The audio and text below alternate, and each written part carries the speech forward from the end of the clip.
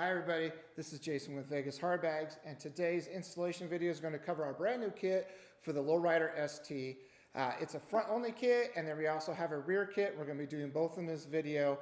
So this is going to give you the ins and outs and how to integrate this into your bike. It's super easy, it's super fun, and at the end of the day, we have awesome, epic highway sound, and that's what we're looking for. So let's go ahead and get this bike torn apart and get to it.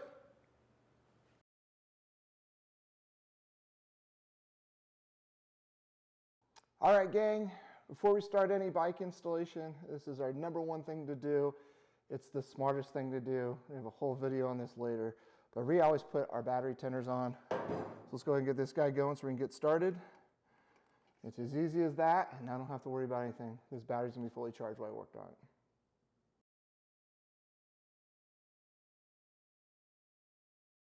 All right, first step is take the windshield off.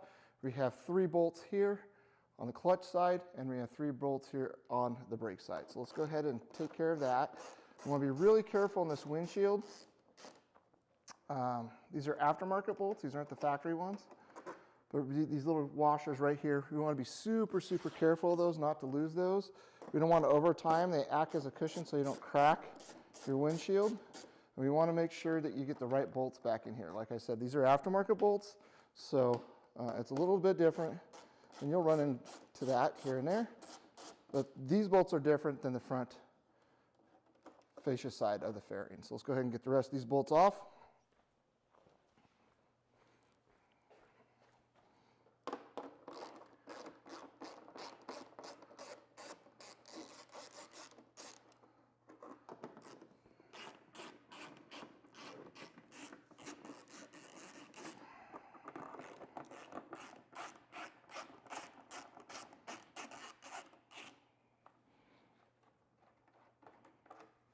Okay, there we have that off. We're going to gently remove the windshield.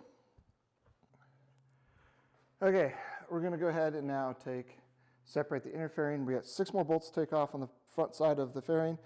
1 down here in the wind deflector and the 2 up top, and then we have that also on the clutch side. So let's go ahead and take this off. And I'll show you a pro tip of the day here. So when we have this ready to take off, okay, what you can do is you can have a label for brake side, and you can put it right here so you know which, it just makes it faster sometimes. I know it's pretty obvious where it goes, but sometimes it just makes it faster to do that. So let's go ahead and get the rest of these guys off of here.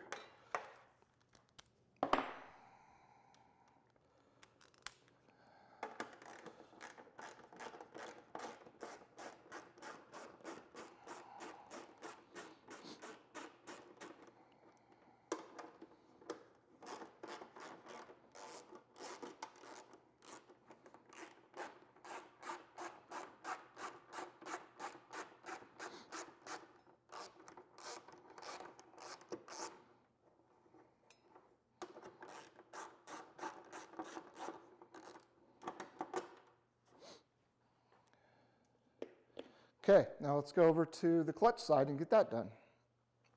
All right, when you take that off, you're just gonna have a plug on it. This has got aftermarket parts on it, including our fender mount, so we got a little bit different things to do here.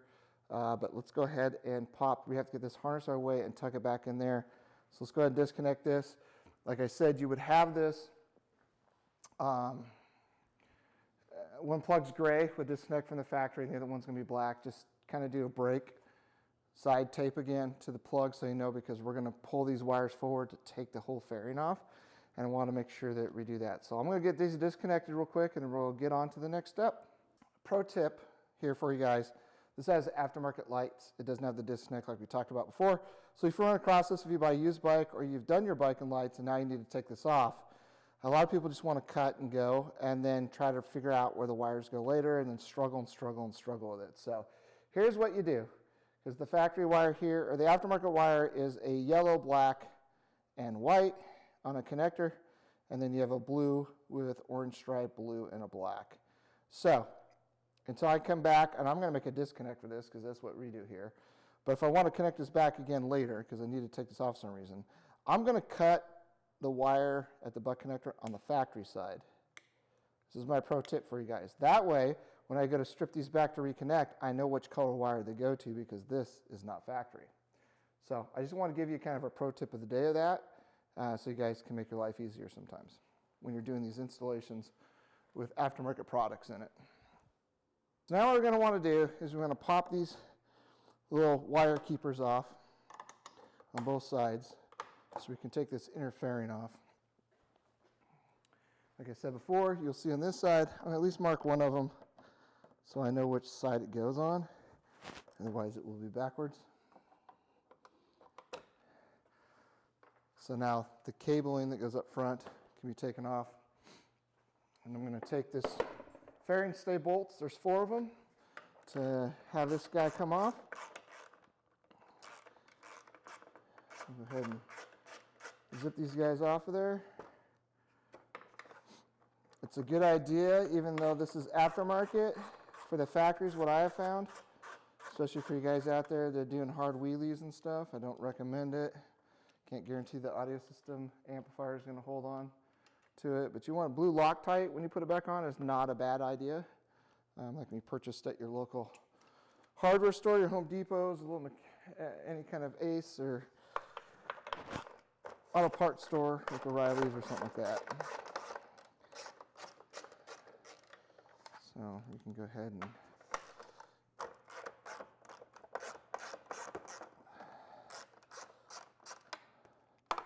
take these guys off there.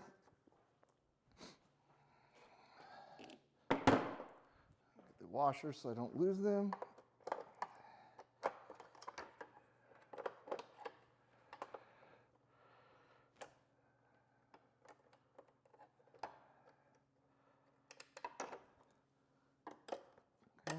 Before you pull that off, you got to get the inside bolts off, and those are factory, so let's grab those.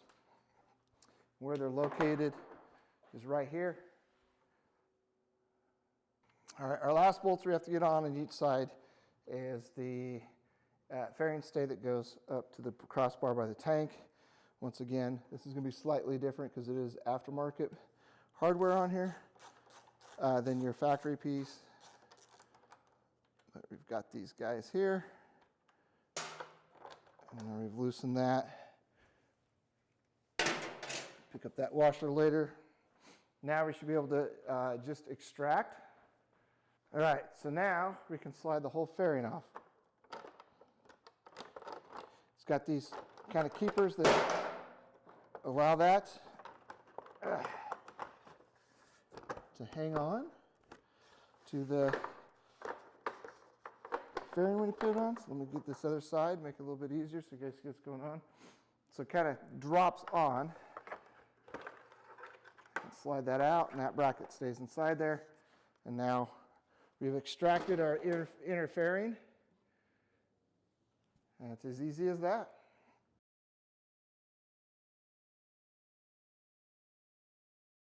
All right, so we're going to go ahead and apply the template to the fairing so we can get this cut. A couple key things to this. Grab a couple pieces of green tape just to lay this out. Is this template right here. You see this line?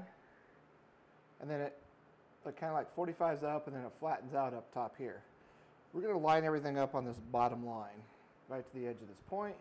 We're going to come in here. I'm not so worried about this, and then this is the other key point of a line. When we put this in there, we want to butt that up right against that edge right there. And what I mean by that is I'm going to go ahead and locate the line back up on this side, and I am even. Let's try this real quick. A little bit of a gap there. All right, so as you can see, I'm pretty much flush with this line, just off an edge, and it's okay. So I'm going to tape that right there. Come down here, I'm going to make sure that this is twisted the way I want.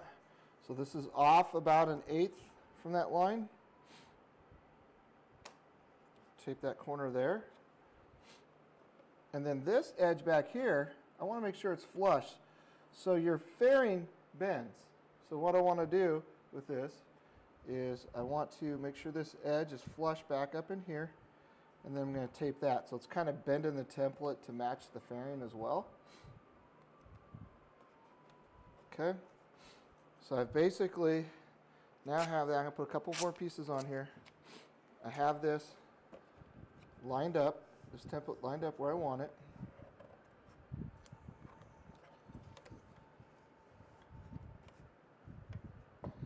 Piece right up here. And this kind of down.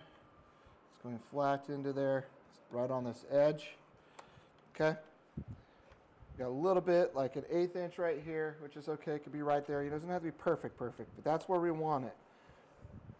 Now, don't go adjusting this template to think that you're going to gain some additional spots on here. Okay? We don't want to do that at all. This edge isn't going to exactly line with the line. That's okay. What's most important is this lines up, this lines up, this lines up, and this lines up. Okay? And before we cut any of this, I guess our first step is, let me go ahead and undo the vents, because we don't need these vents here. So we're just going to unscrew these guys. They're just going to get in our way.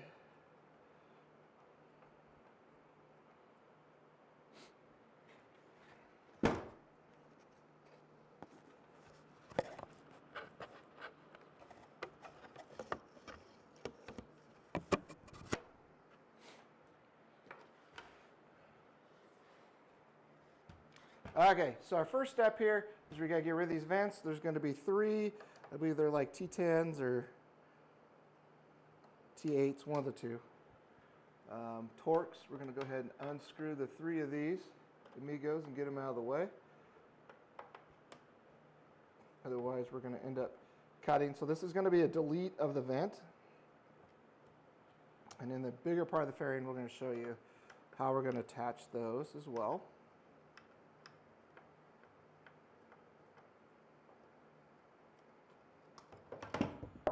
Go ahead and just get rid of that vent, put it off to the side. We are going to be trimming some tabs there.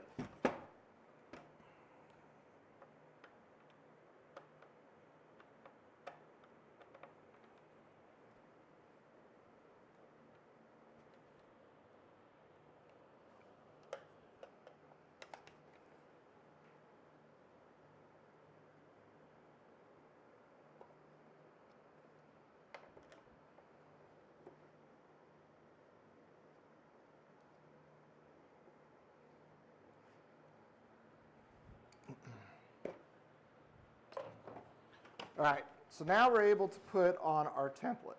A couple things to keep in mind as we put the template on. It's flat right here, then it goes to like a 45, and then it goes flat, 45, and then flat. Key points is I'm not so worried about this shape here. I'm right on this edge. I don't want to be more than about an 1/8 inch back, okay? The template's slightly larger than the actual production piece. That's done on purpose for easy alignment. And then this back edge, I want right here on this line. I don't want it to hang over into this vent area. I want it right on that line. So I'll go ahead and put a couple pieces of tape on here. Let me peel this one off so you can see what we're doing. Okay. I am positioning, looking right here right now, this line, and I'm pretty good. You're going to be slight variances. There's this little gap here, 1/8 inch here. For just production, the tolerance is there. And then I'm going to come back here, I'm going to feel this, and I can tell it's flush right there. So I'm just going to go ahead and mark those guys. I am not past that. As you can see, the template is bending in just a little bit. Okay? So now I'm going to lock in the top part of the template here.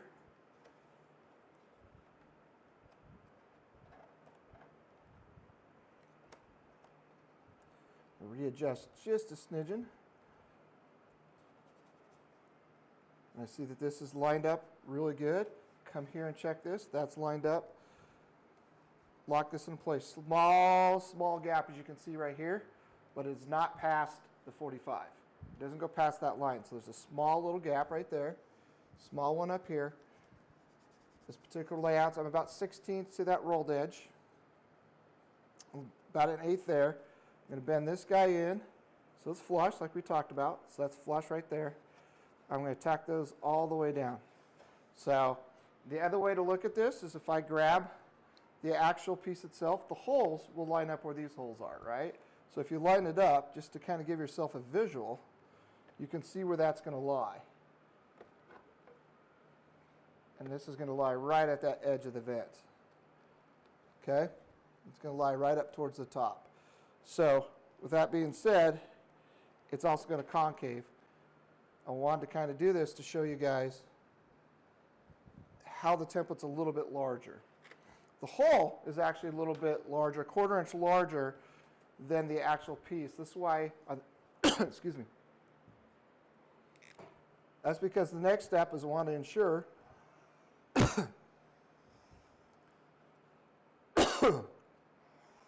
excuse me. Okay. This hole that we're going to cut out with the template is actually a 1/4 inch in from here. It's actually smaller than this opening. It's done on purpose to give a little bit of play.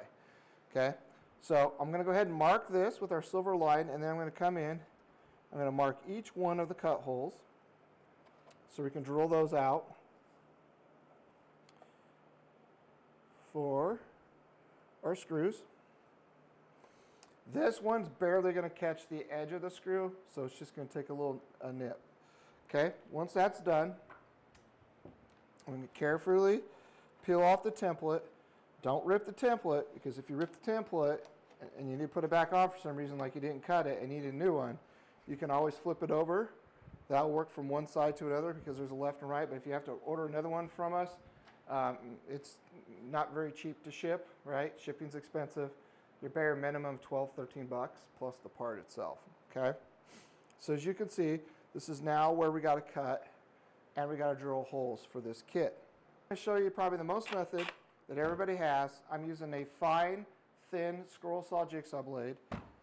And then I'm going to give you another pro tip real quick. Is we're going to go ahead and tape the feet off of my saw. Even though it's plastic, I'm still doing it. And I'm going to show you why here in a second. It's going to help keep from marring the plastic all the way around, because I don't want that to happen. Now we're also going to take another precautionary tail. I'll show you 2 ways of doing this to make life easier. Okay, so what this does, allows it not to scratch. I got fresh tape on it. Okay, so as you can see, I got fresh tape on it. It might be hard to see with the lighting, but I got green tape on it. Now I'm going to go ahead and I'm just going to lay down some green tape actually on the fairing, not over the screw holes yet because we're going to need to get to those. But I'm going to come out here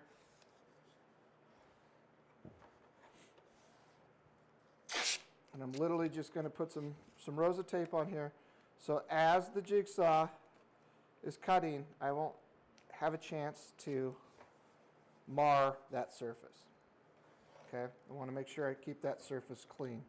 I don't want to mar it in any way. Okay, I don't have to do it over here because the saw is not going down over here. I only have to do it on this front flat spot. And I'm only cutting here, right? Because this, where it lines up, I don't have to worry about. But if I'm starting back here, I want to make sure that's covered. Okay, so now that I've got on the flat spots, I've got my tape cut. It's now time to use the jigsaw and cut this critter out.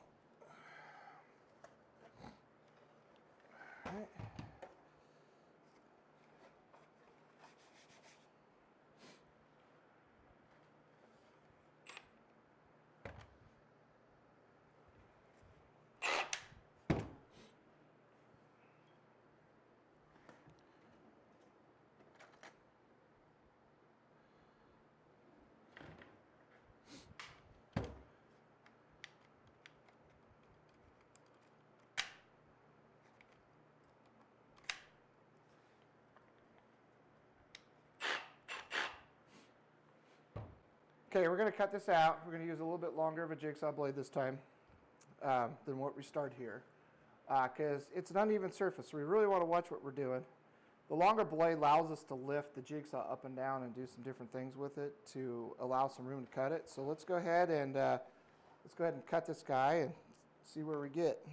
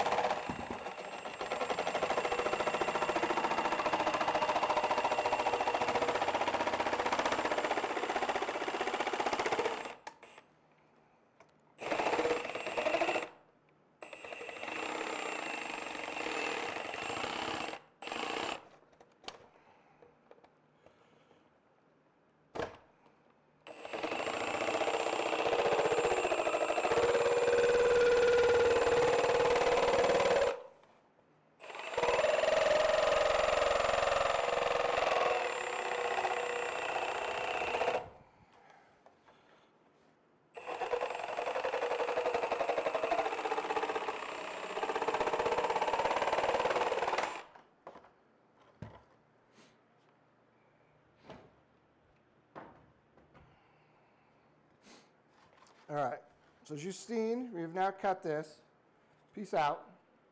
It's gone. And you can still see some of the silver Sharpie, and that's okay. Here at the shop, we like to clean this up. You can use a file. We're going to use air. I'm going to go ahead and hit with this little die grinder real quick just to clean that up. Like I said, it doesn't need to be perfect, but you like to make sure that it is nice and cleaned up.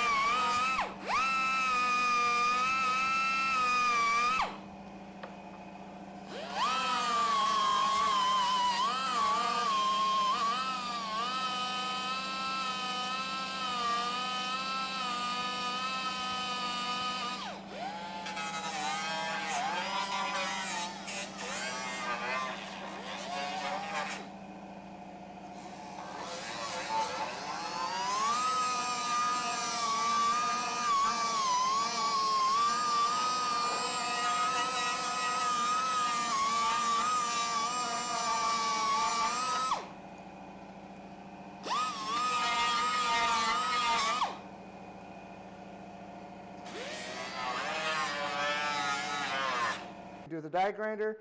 You can also take a piece of 80 grit sandpaper, put a sand pad on it, and just clean up those edges. Like I say, they don't need to be perfect.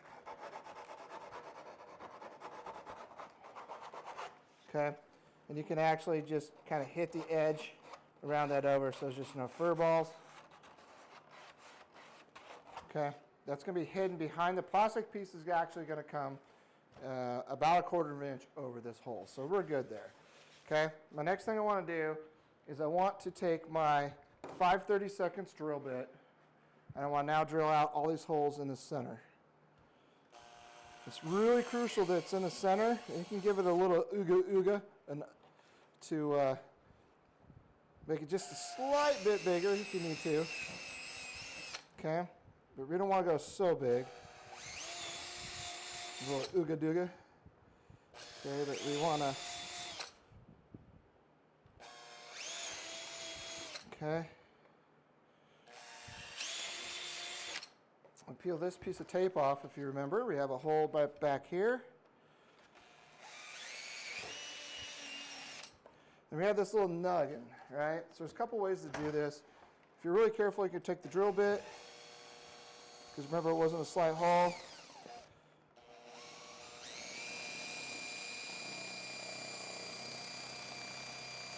And kind of work it in on its end to make the round hole.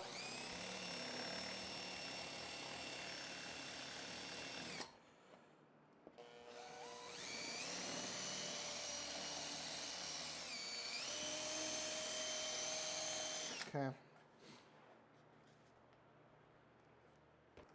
I want to show you guys what we got to do here.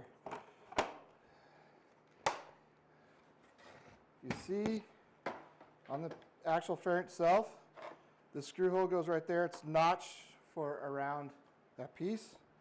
And this is here, but I got these two pesky tabs right here where the vent came off. So we got to remove these right here. I'll show you which ones they are. We need to remove these. Okay, there's a couple different ways to do that. If you got an air saw, it's fine. It'll be the jigsaw. You don't want to poke all the way through. So I'm going to use my disc grinder. You can take snippets and then sand it.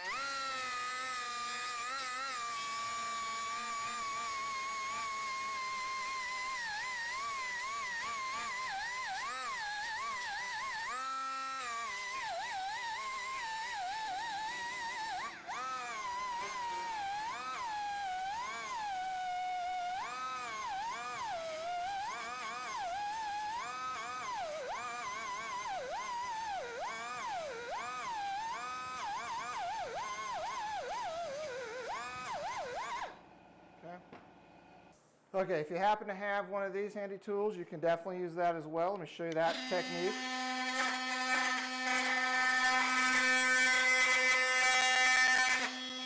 Okay, so you can flush it off that way.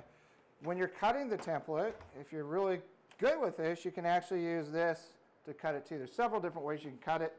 Like I said, it does not have to be perfect, so as you can see, it's not laying flat in there. So what I'm going to do, so I'm just going to give it a little bend on the bench. So it kind of looks like that, and it'll fit. It doesn't have to be perfect, but it just helps with a little bit of a pre-bend before we get crazy and get everything in there. Okay? And we do the same with the actual grill piece as well too. We can do and bend that guy. Okay? So our next step is, before we put these two together and assemble it, is I want to get my horn driver mounted in here.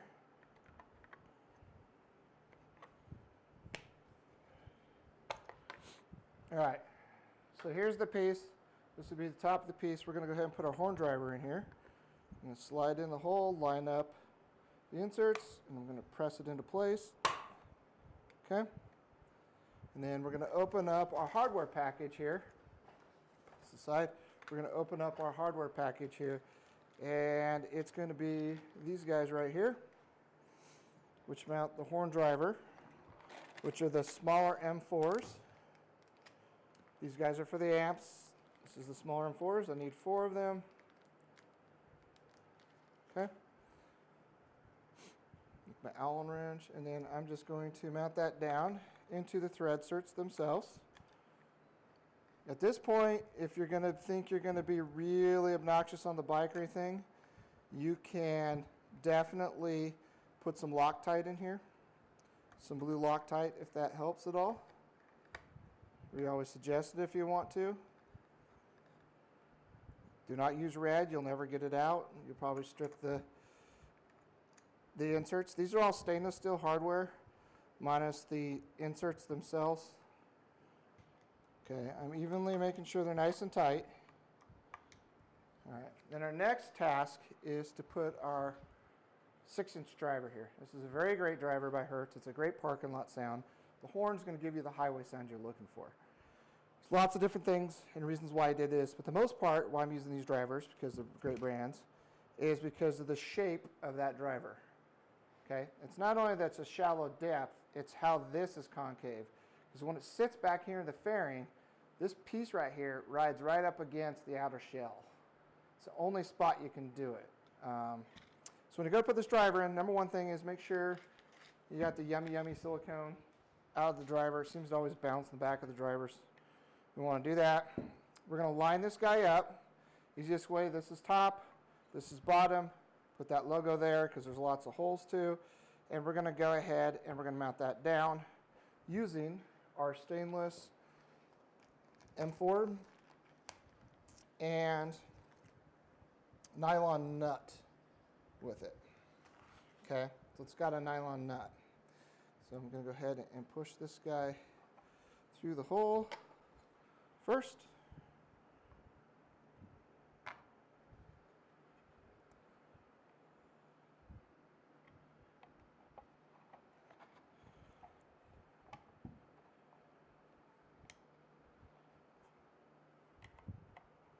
All right, so it should look like that. It should see this lifting here. There are only 2 bolts in this speaker for a reason, and you will see that when it's on the bike. This is actually sits off the back end for clearance. Like I told you, this is kind of shoehorned in there. So we're going to go ahead and put this nylon nut on the driver.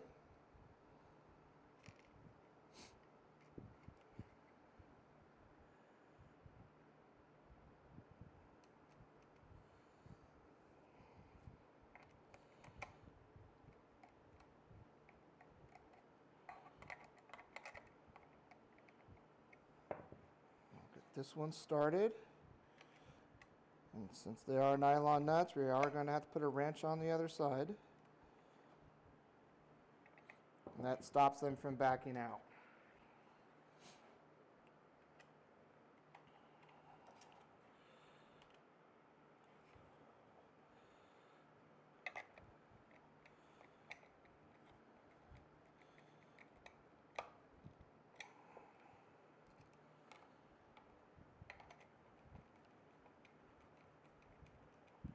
Mount that guy down tight.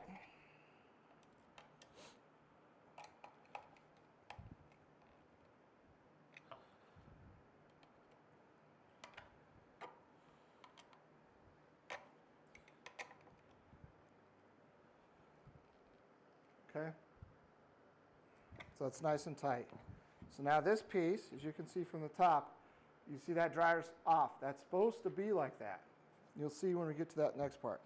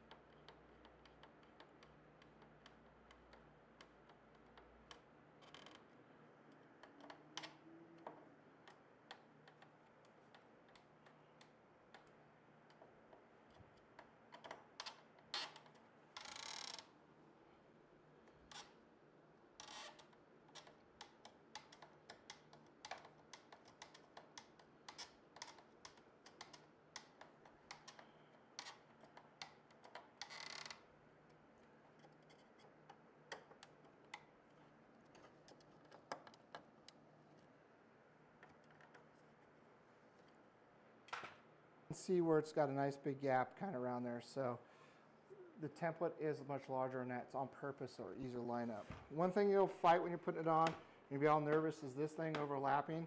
It's because of the tension that's on here. This clip in the back right here, it's just not enough with the tension. But by the time we put it back in the bike and remount it with the factory screw back in it, we'll be able to adjust that. We're not going to worry about that.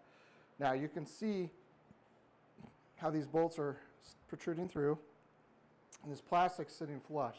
So we don't want to over tighten the front of that. You'll see that. And now you can see how we're shoehorning this guy in, right? It's fit tight there. When that fairing, and I don't know if you guys, this can make it work that way or not, but you can see the way this fairing comes in, it dives in and dives back out. It dives in and it dives out where that.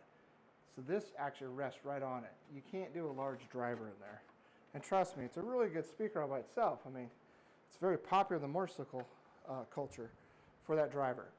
So that's the clutch side. So let's go ahead and do the brake side.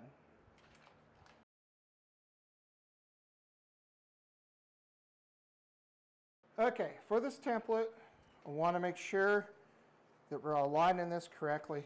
As you can see this line right here, very easily. The template edge cannot exceed that line. Not on the 45, not on the flats part. This edge of the template is actually going to rust up right against that line right there. Now, I want to point out something, is the template is actually larger than the grill itself. That's by design to help you align it. Do not worry about this lining up. I'm worried about this edge, and this edge. I got 3 points I want to make sure that I have lined up. And to do that, let's go ahead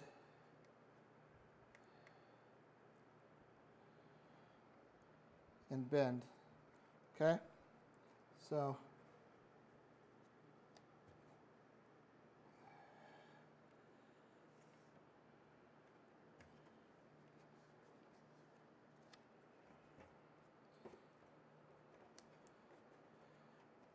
and then it's curved, right? So the actual dash is curved.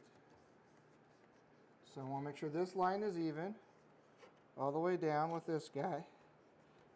Okay? We'll lock that in. And then this guy, I want to make sure that it's curved and flat, and I'm right on that edge all there. I don't care how this lines up. I care about this, and this, and this.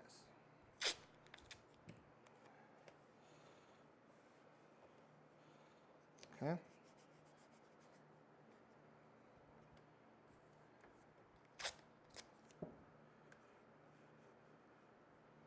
All right, from here, I'm just going to go ahead,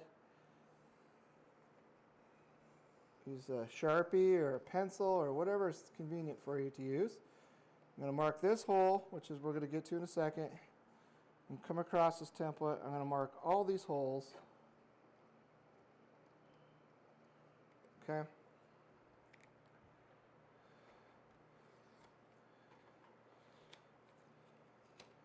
going to carefully peel this off. I'm going to carefully peel my tape off. If you destroy your templates and you're calling us to get more, I will tell you off the get-go, you're going to get charged for them. Okay, and that includes shipping.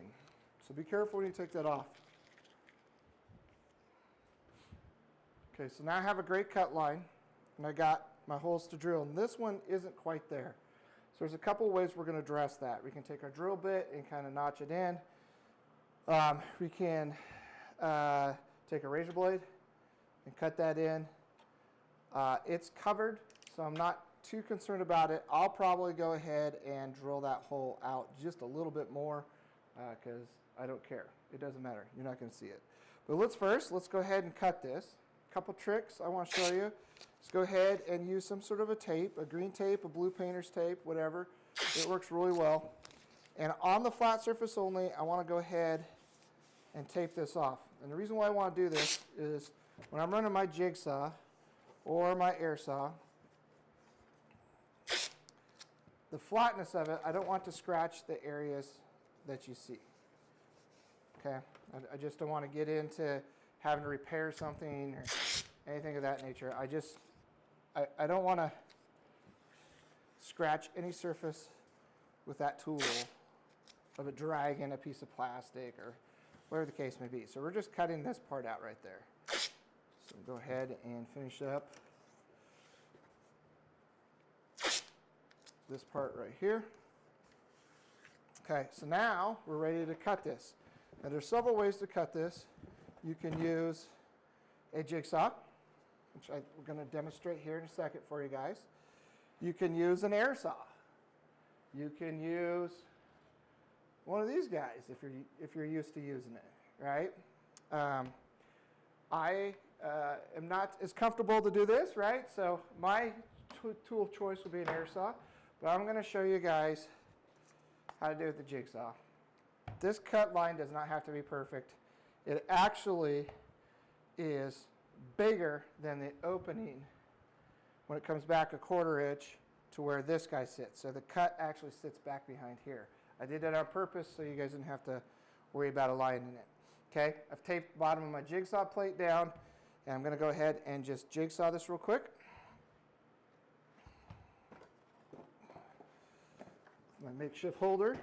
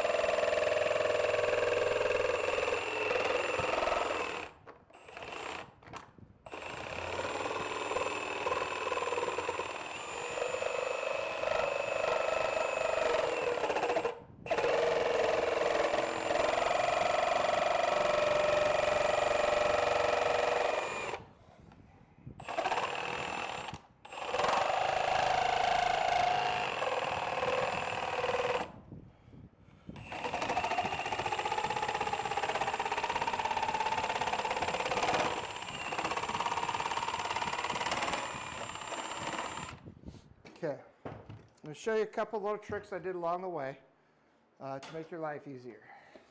Those blades, I purposely cut this bigger so you could see because the piece is going to cover it. So you don't have to stress on it. You want to be as close as possible, you don't have to stress on it. But as you can see, I have no curve this way. So I stopped it and then backed up and curved it this way. The pro tip I want to show you is you can come back now and slowly massage that cut.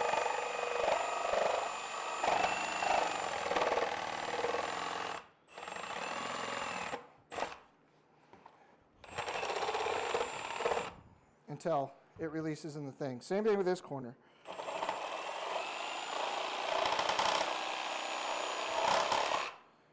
If you rolled with it, if you rolled with this right now, it's fine. But I want to go ahead and trim that up. So let me grab what I like to use. You could use a Dremel. You can use an air tool. We're going to use today. You can just use a sandblocking paper. You can use a file. But for speeds of this, I'm going to go ahead and use this guy today.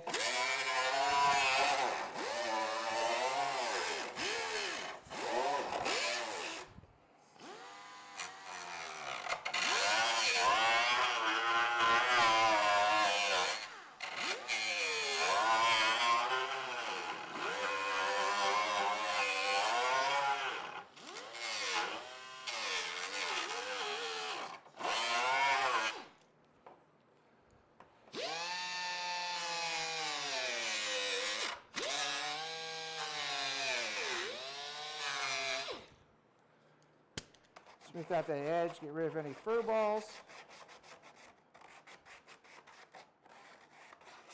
Okay, like I said, I'm not worried about that. You're not going to see that. We're going to take our 3/16 drill bit and I'm going to line them up right there. I believe. Sorry.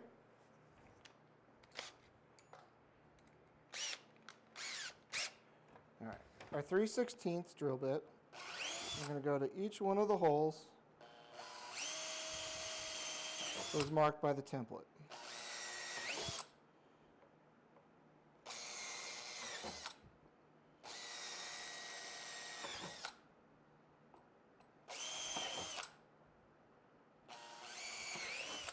Okay.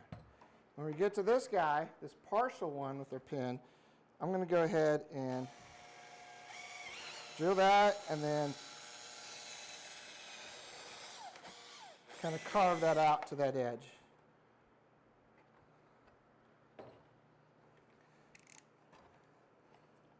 The holes are actually larger than the screws, just so you guys know, and that's done on purpose for adjustments.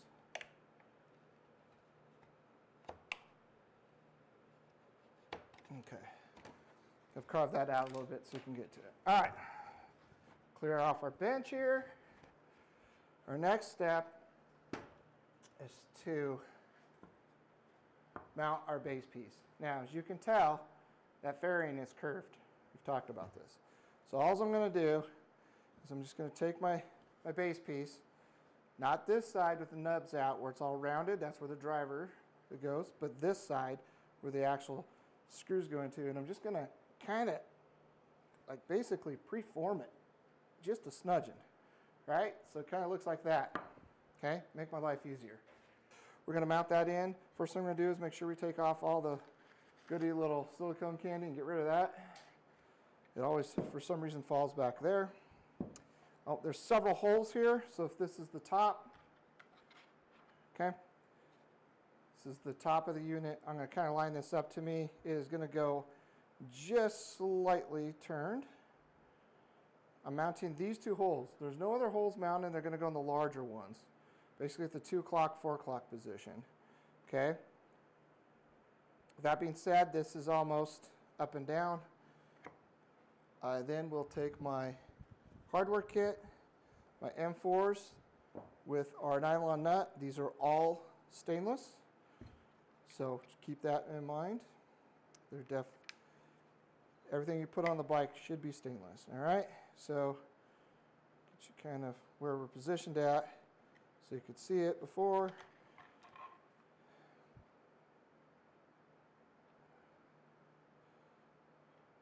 Okay. Those guys right there. See how it kind of matches the gasket around there. I'm going to hold that. Of course, that nut's going to fall out. I'm going to go ahead and start this nylon nut so I can start the other one. It is a magnet. It will eat your tools. Okay. This one onto that hole.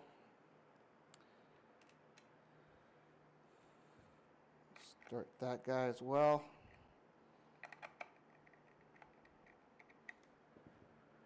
Push this guy in here. M4 in the front, and then I'm going to go ahead and tighten these all the way down. It is a nylon nut, so it can't back off.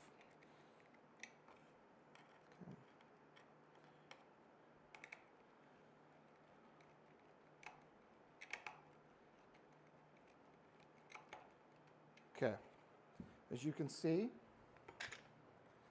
the driver here is not flat on the edge. The reason why is because when it's all done, it's got to sit there. There is a small gap here. We have something to help with that. Okay, we're not going to get a ton of bass out of this because it's not a sealed chamber, so I'm not stressed on that at all.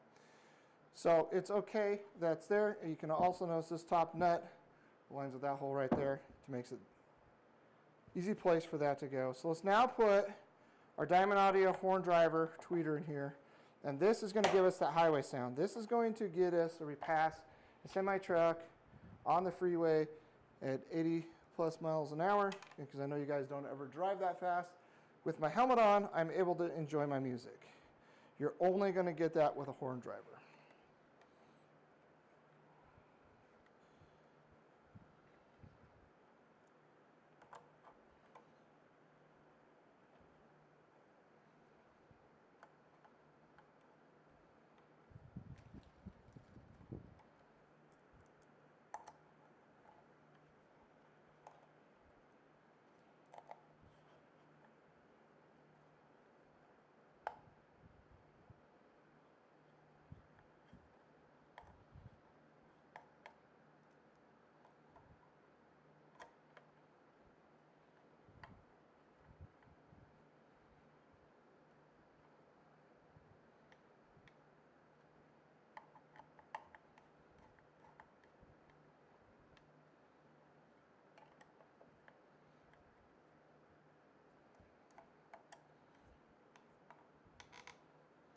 Okay.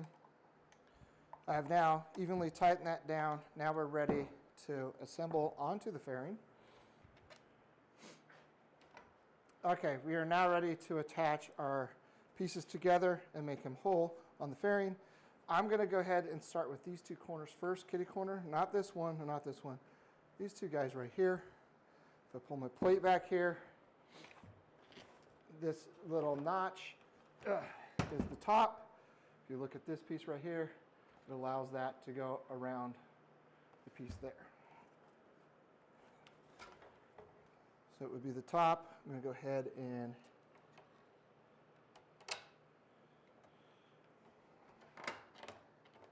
get that a little bit started. I'll do this bottom corner first. Now all I'm going to do is hold this up here and hand start it to begin with. This is a little bit trickier now that we have the weight of the other side on there, just so you know. But let's go ahead and try it one more time. Just get up close where you can grab a hold of it.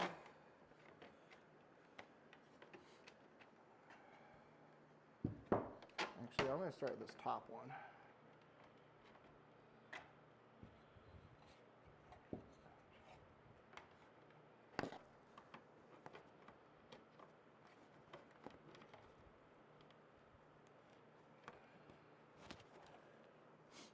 I lied. I'm going to go with the bottom one first, so I can actually see it. And then what I'm going to do is I'm just going to hand tighten this critter to start. Okay. What we're going to do is we're going to start with this bottom one first. So I'm going to go ahead and line it up. Easiest one to see and get to while everything's kind of flopping around. Just go ahead and hand tighten it.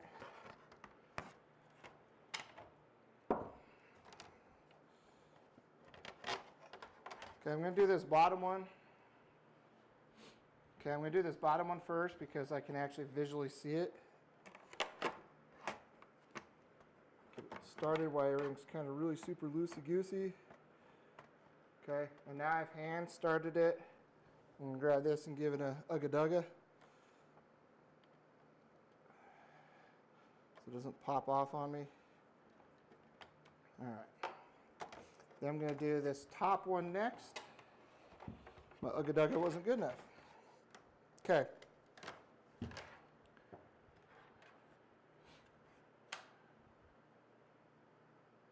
like take 5. Okay. I'm going to start with this bottom one first and get it started. I'm going to hand thread it into a certain range, and then I'm going to go ahead and hand tighten it to a degree. This is our one that's now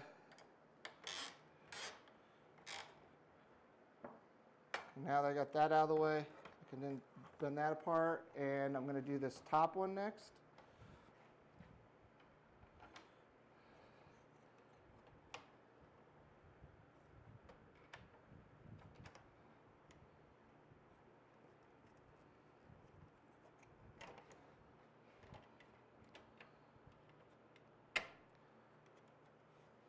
And starting it, a couple quick turns.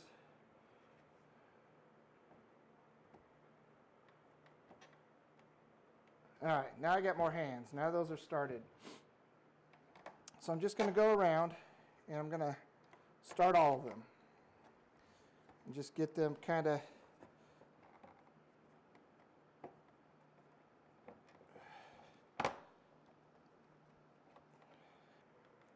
all right, so we've got them all started. So this is the point where I'm just going to kind of slowly go around, as it's going to conform this grill to the fairing. I don't want to over tighten one section. I'm not going to stress out about this guy too much, because once we're on the bike itself, it does that. But as we apply pressure to tighten this around, it will want to pull.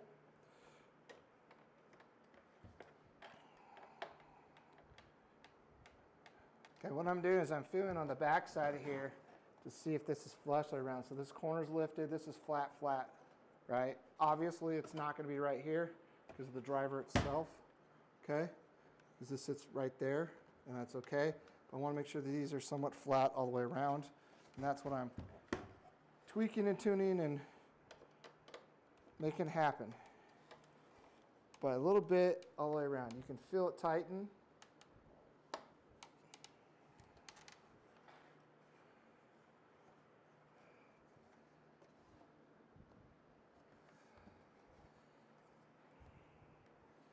Okay.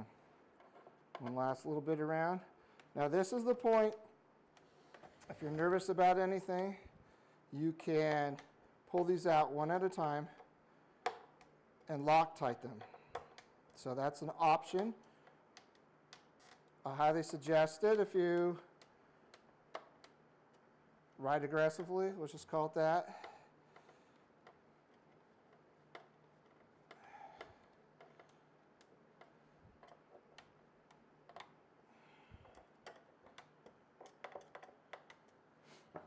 All right, there we go.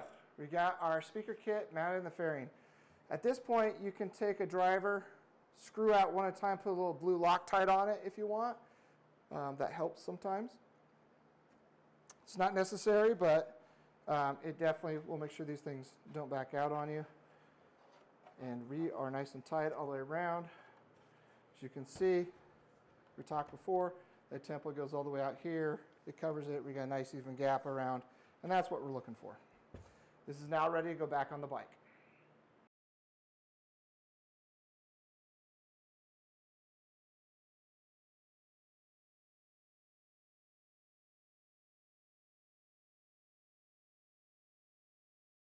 It's now time to assemble the fairing back on the bike, and I want to show you, this is a little bit different. We'll get to that in a second, but it's got these upper tabs right here, and those are going to go in that. So it allows you to hang the fairing on the actual bike itself before you put the bolts on, which makes things way easier, okay? Now this is the point where you put the factory bolts back in the fairing to hold it. This is slightly a little bit different because it has these aftermarket parts. So it actually threads back through to a nut and washer. So we're going to go ahead and get this all taken care of.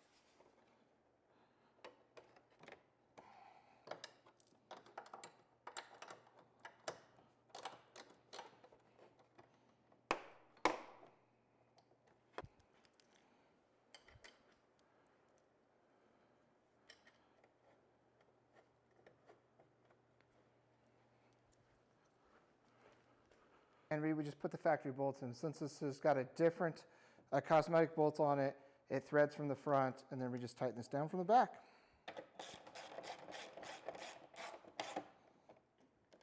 Highly recommend putting blue Loctite like we have on this to keep these bolts from coming off at all.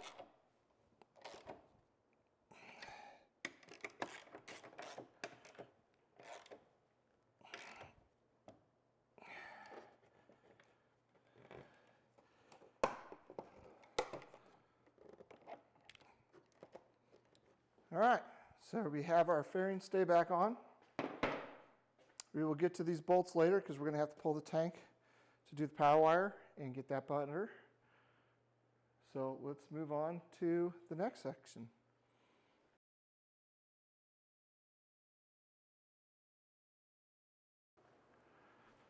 Okay, so our next step is to take the seat off so we can access the battery area and run our cables for power and ground.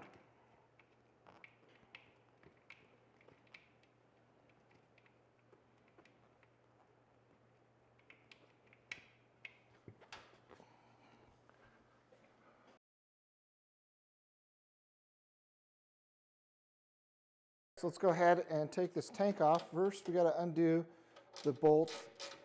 It's a long bolt that goes all the way through. So we'll take the nut off. There's a washer, so we want to be careful. And then we'll go ahead and push this bolt through. You can see what that's like.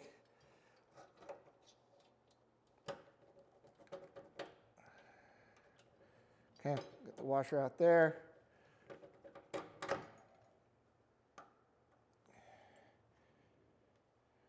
And then now all we got to do is take off the front ones, which is basically the same thing with a slight variance because we've got the fender stay brackets. So let's take a look at that. We got our fender stay brackets right here, so we got to be careful when we take this off. Those brackets are going to want to fall.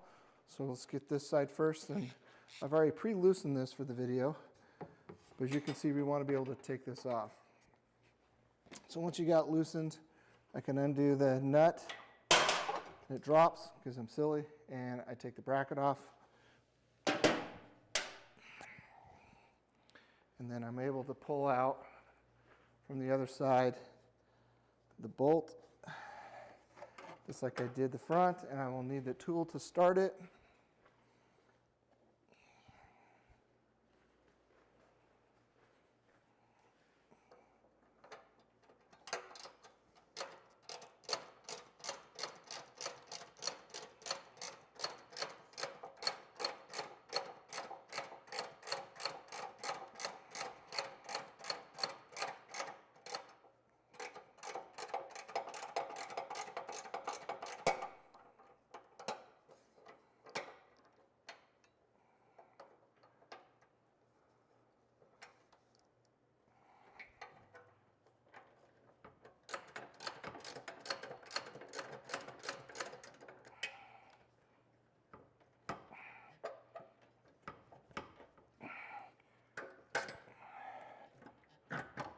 Okay, I'm jiggling the back of the tank up and down to free that up. All right, so let's move on down to underneath the tank and show what we have to disconnect there. Okay, so we got three things we're going to do. A breather valve, I believe, is on here. And then this little kind of what they call a petcock that undoes it. We'll get to that in a second, but let me see if I can lift this up a little bit. A little bit of access. Of course, the tank is completely full, like always. Okay, so right here, it's got a little valve. So you push it up like an air fitting. You put the silver collar, you push it straight up, and you pull down on the bottom part. You don't want to twist it because there's an O-ring inside there. There's just disaster if it breaks. It's sometimes easier to just replace this whole thing than the O-ring. So we're going to go ahead and push up on that pin. Take a little bit of a thing. Okay, we're going to push up on that fitting and pull straight down. getting a little dribble, and looks like we've got a good part of the O-ring is on there because it is not leaking more. And then we've got this breather valve. I'm going to push straight down.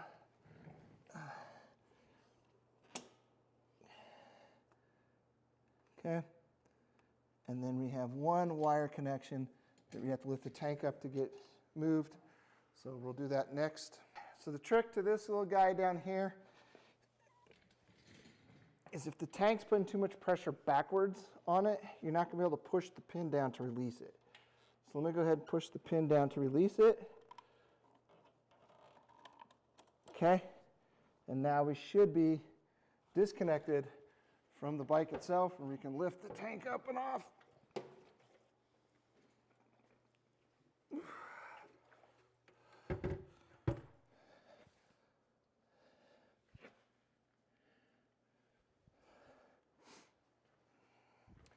So we can go over this a little bit. That's where the harness plugs into. Take this off. That's the electrical connection. It presses down, you pull out. If the tank's got too much pressure on it, you have to slide it forward to release. You've got the little line right here, unplugs, and this is that little piece where you go lift up, and this goes straight down. Do not bend that at an angle.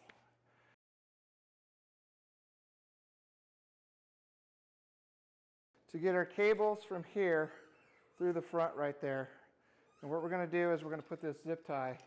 I want to kind of keep it flat on the top as I push it up through the backbone here.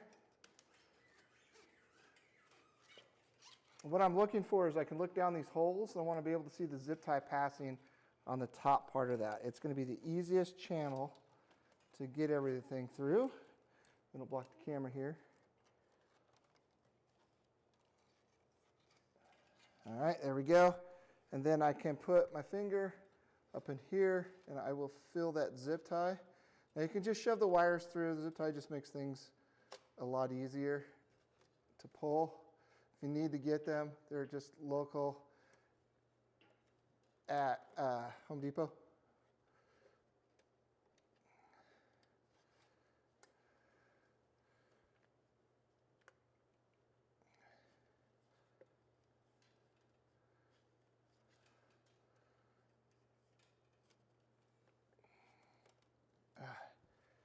Right. And now we've got that through. So now we're going to tape on our harnesses. Now, if you're doing the rear kit, at this stage, you also want to do your backbone harness at the same time. So now we have our zip tie going up through the backbone. Go ahead, and it's a little bit longer than normal. Okay, got some tape on here, as you can see. What we're going to do now is we're going to tape on our ends of our power lead, not the ends with the fuse holder. This side stays back towards the battery. So we're going to go ahead and zip tie these on here so we can pull them through. I like to do this little trick. Is take my electrical tape, I'm going to pull tight as I go around, as we will have friction. And then at the end here, pro tip I'm going to give you is I always like to twist that end so I know where the edge of that tape is. And then back here more, I'm going to do one more kind of a run, if you can call it that, as you can see. Oops, maybe easier to see, right? So I've got that, and as I try to push that up there, then if you're doing bag speakers, you're going to want to add your backbone harness at this point.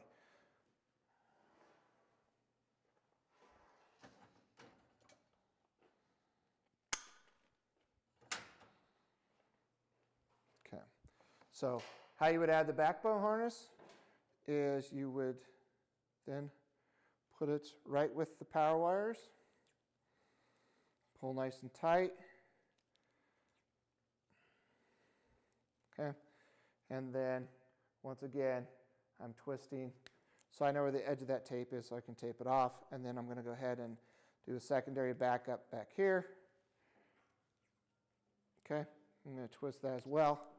And then here is another pro tip for you guys. Standard glass cleaner. Okay, it dries away.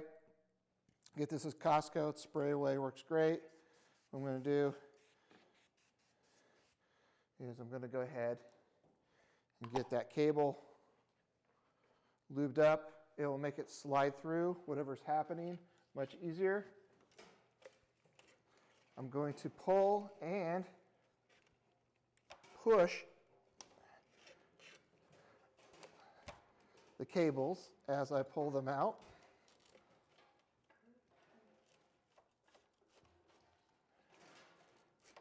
There we go. And then I'm going to keep sliding these guys through until I have the proper length, and we'll adjust that. And then our next step is going to be, once I firm up my lengths that I need back there to go to the battery, and then also my backbone harness, we're going to go ahead and then run these up a little bit further through the neck, and we're going to reassemble the gas tank. So let's get this next step done. So as you can see, my hand back in here, this is where we're going to want to be. The boot, the wire goes up through. I'm going to go on the other side of the clutch cable.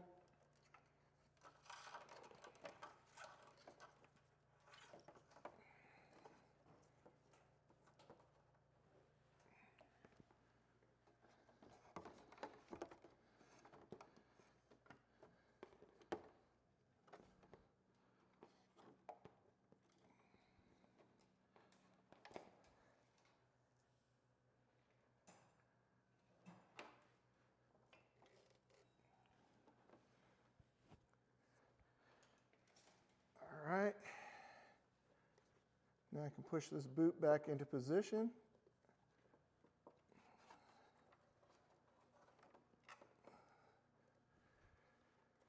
Which might mean I have to push all these cables back in here, that around.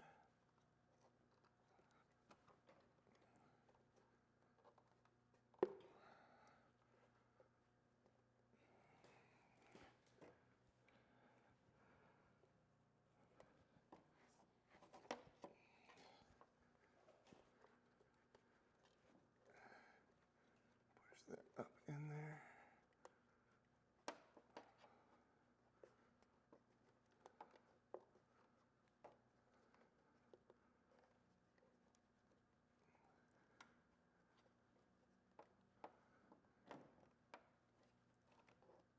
All right. We've got that worked into place, and I'm not going to zip tie these up yet because we have our knobs that are going to come through there as well too. So I'm going to hold off on that. That boot is all back in place. So we are ready to reassemble the gas tank at this stage.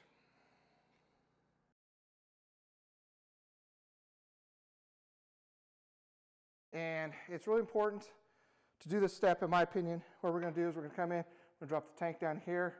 I'm going to pin it to the back with the actual bolt itself.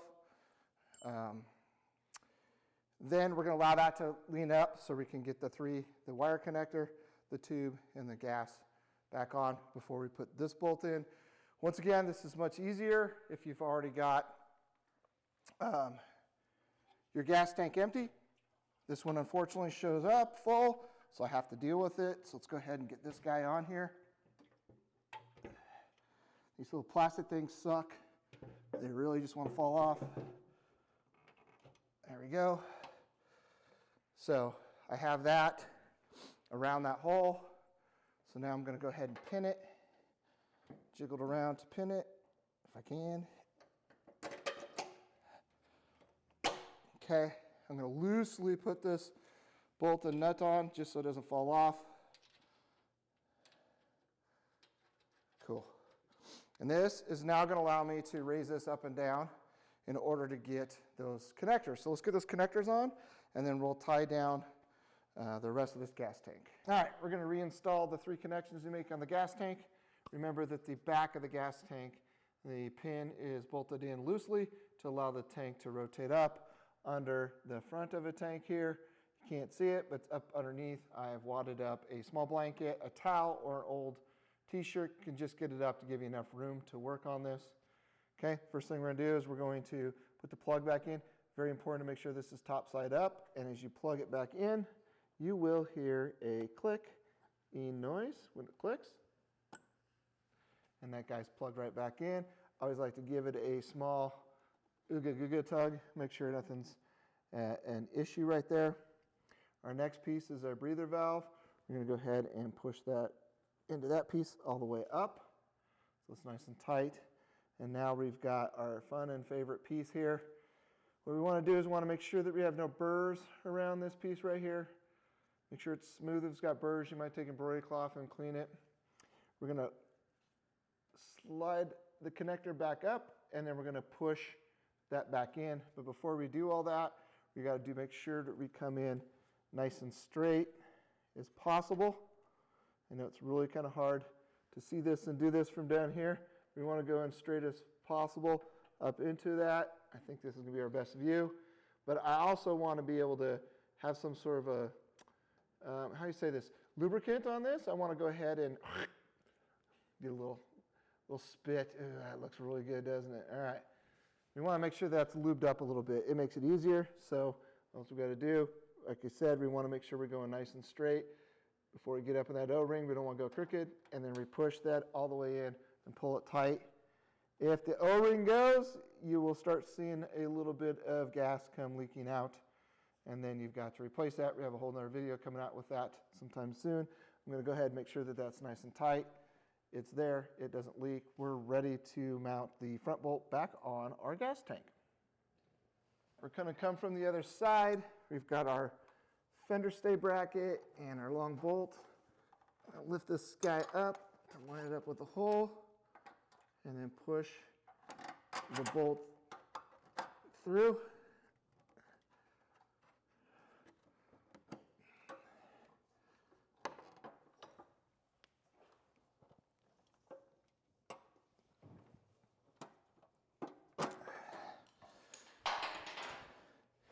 Okay. One thing to keep in mind is that this particular bike has had a lot of modifications, so the little factory plastic pieces are not wanting to stay on, but we're going to go ahead and try. They go behind this bolt. Back this out just a smudging. So we've got the bolt through. I've put the little plastic factory piece back on from Harley right here that has been modified by the customer. Now we've got to put our fairing stay bracket back on, the lower part, and it goes on just like so. We'll make sure that this piece is on the inside. And then I'm going to get this nut back on here. And I'm going to try to, I just want a thread or two, just enough to keep it from moving around right now.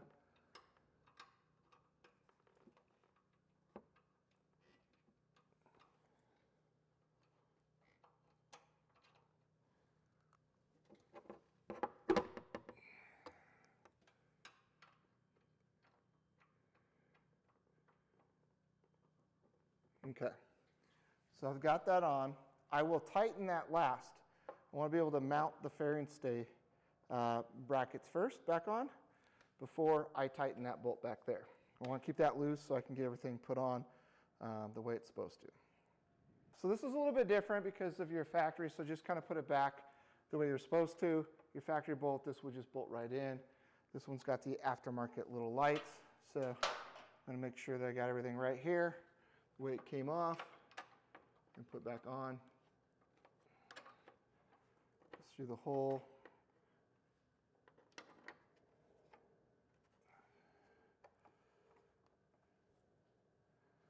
And then I would have our nut and washer here. And then I can tighten these guys up. And this little guy should go. Like I said, we're going to be retightening in this, so it should be this little tab holds this up. Okay, so I want to just tighten this real quick. And then we'll rinse and repeat the other side. And our side fairing stays are now put back on the bike, and we'll be able to tighten the front end of that tank where we need it at.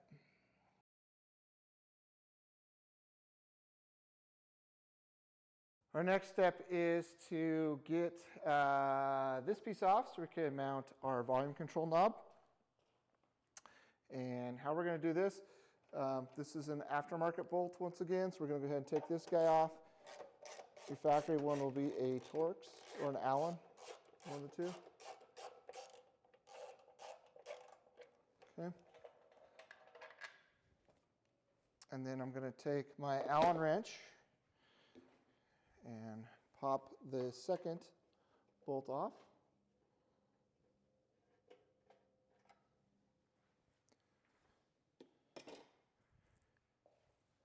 And this piece will pop off just like that.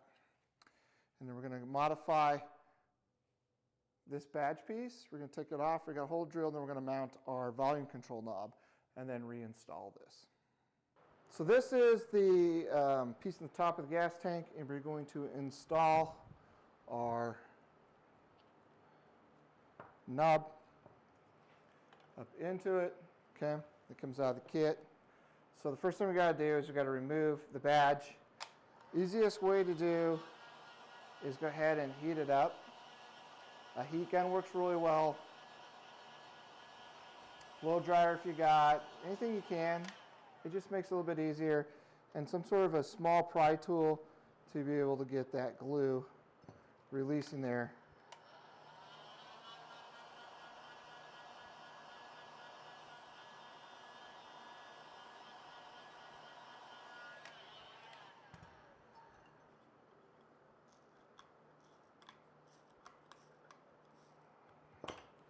Okay, we've got that off. That's all I care about at this stage. We can toss that badge. What we're going to do is we're going to open up our packet here.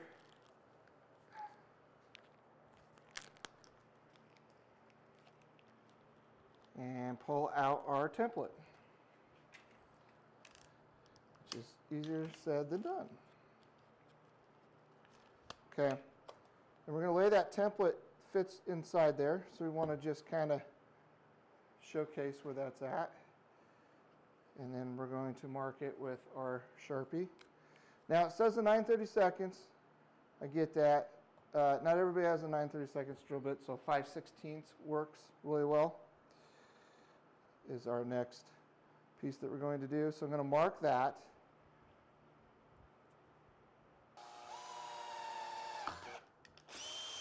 Okay. Okay. Now I'm going to move up to the 5/16.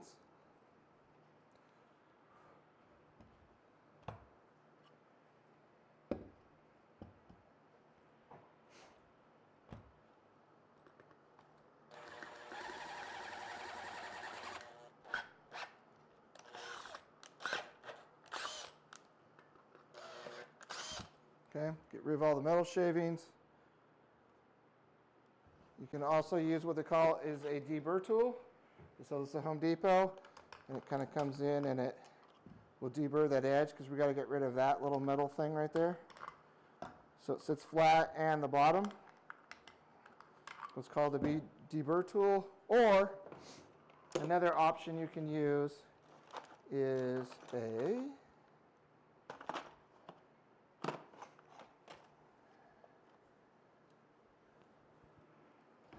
countersink bit. Okay, so we can just hit that quick edge real quick, round that off, and do the bottom as well. Okay, I want to make sure that it's mostly flat. Okay, so you have a couple options you can use there, or sandpaper. If you don't have any of those options, you can always go that route. Okay. Once that's done, I'm going to open up the plate that comes in the kit.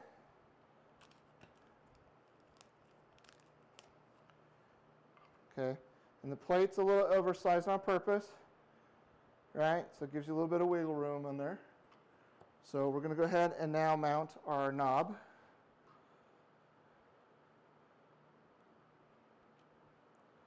It's very important that the knob You can see that. This part right here faces the driver. That way it's not backwards. Okay, so take that on there, put the nut on. Should be a 10 mil nut driver, socket wrench, whatever you got that will work to mount that guy down. Okay, and then from there, we got that. So I'm going to twist it all the way down. It's got the alignment arrow. I'll make sure that's where I want that at. Okay. And now the plate just goes over it. So I'm going to double stick this guy. I'm going to peel the double stick off the plate.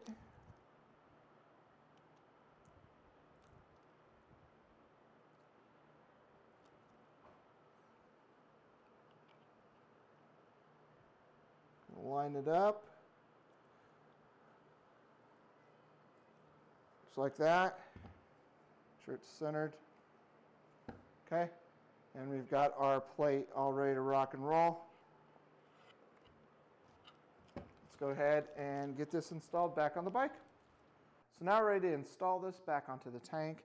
I'll leave that service loop right there. Keep that bundled up underneath. These are going to go directly out the back end of the cosmetic piece. I want to try to keep this in as possible so we don't get that on the actual mount that comes off the basically very tip top of the tank right there.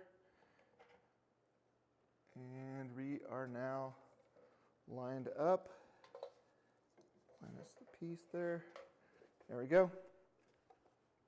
Sometimes it just needs a little tuck. This is the guy that goes up on here.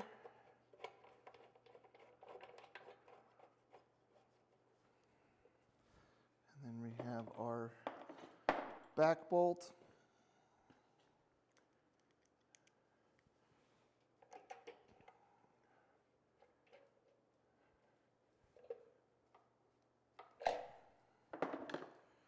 I'm getting this tightened.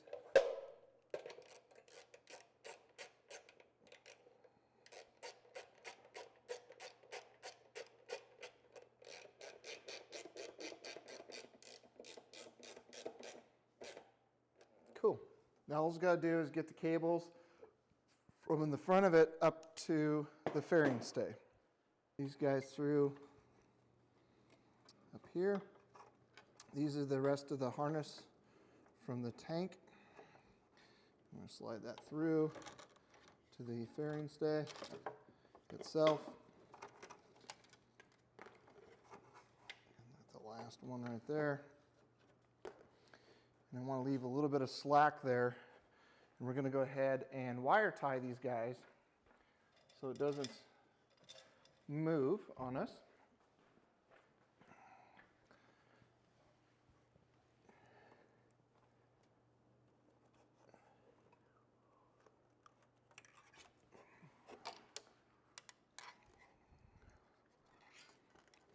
Okay.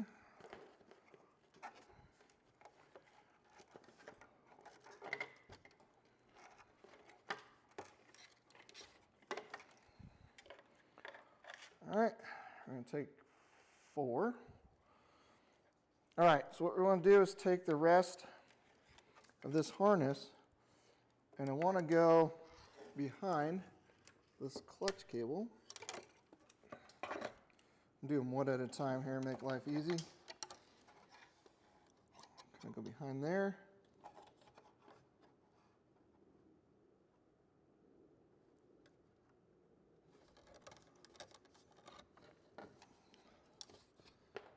This next one that has the Bluetooth controller on it. Go back behind.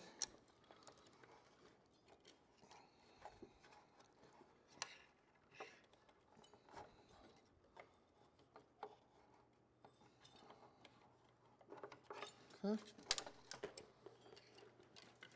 And then right here, we can zip tie our cables. I like to make them come straight down there, cut across. I want to try to get all our cables together.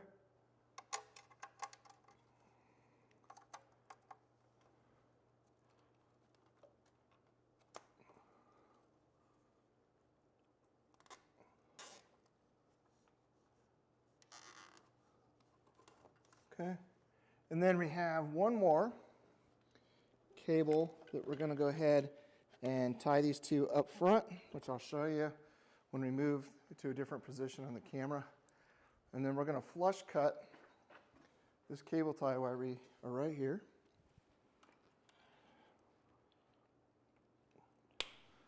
And then I always like to rotate the head back around. Little pro tip there.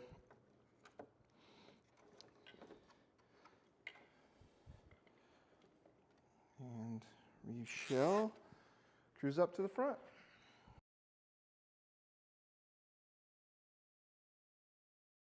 All right, for this next task, we are going to put on our amp rack, which goes right up here. The larger holes go around. Our 1020 bolts go right there. And these are all threaded already for your M4s for your mount for your amp. And then these are zip tie holders on the edge for wire management. So we'll go ahead and get the bolt, the hardware comes in there. Those are the amp bolts and the amp rack bolts.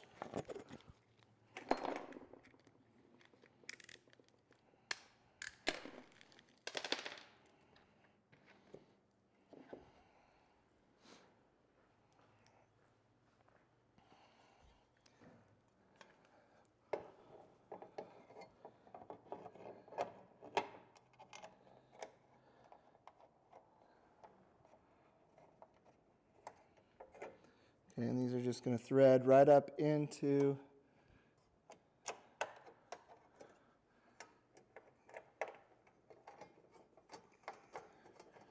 the inserts already here.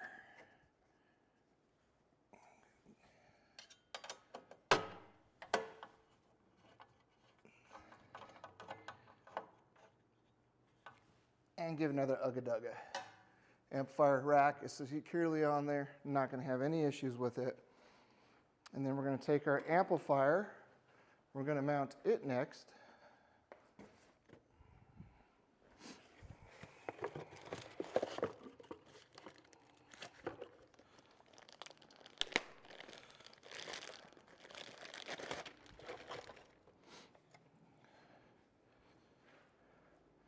Now, even though there's 2 holes per side, that gives you multiple mounting points. It's the micro 2, micro 4, VCU 86 on the Sherwin Vega side, and the 8-channel. We only need 2 screws per side. So slide this guy right in, and I like to slide it towards the back. So we have this underneath, and it just kind of tucks right away. Right up underneath there, just like so. Take our machine screws. We're going to go ahead and fasten this guy down.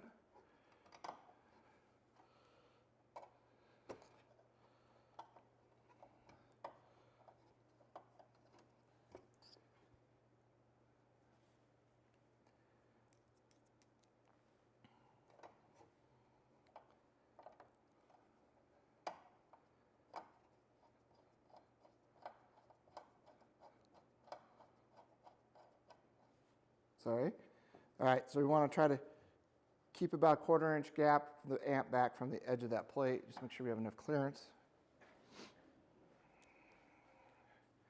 And we shall mount down the other side as well.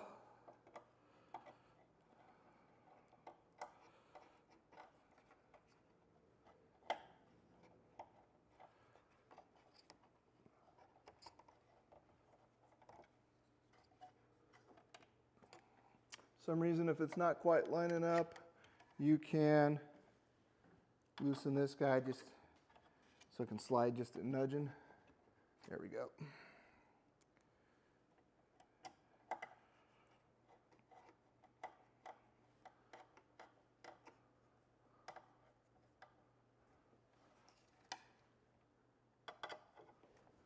All right, and that amplifier is rock solid. It ain't going anywhere. The whole bike moved before that will ever have an issue.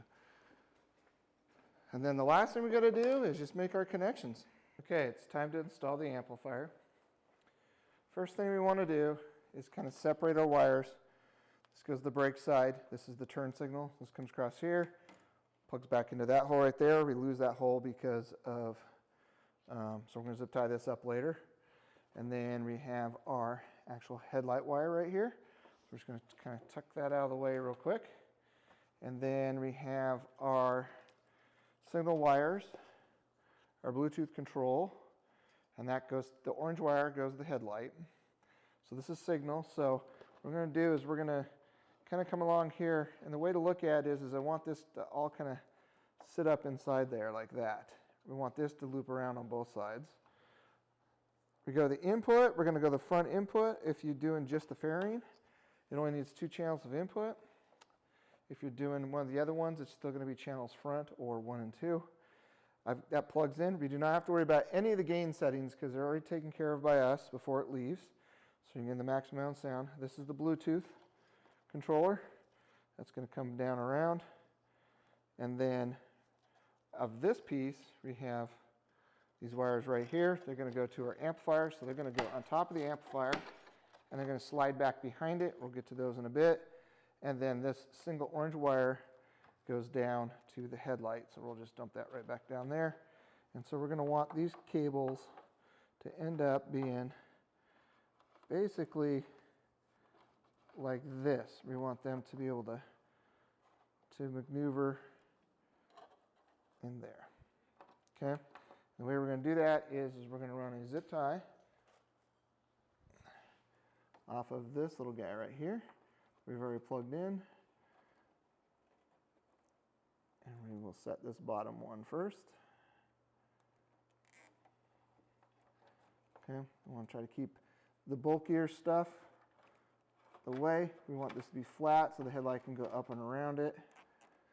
That's where we're going to want that. And then on this side, we have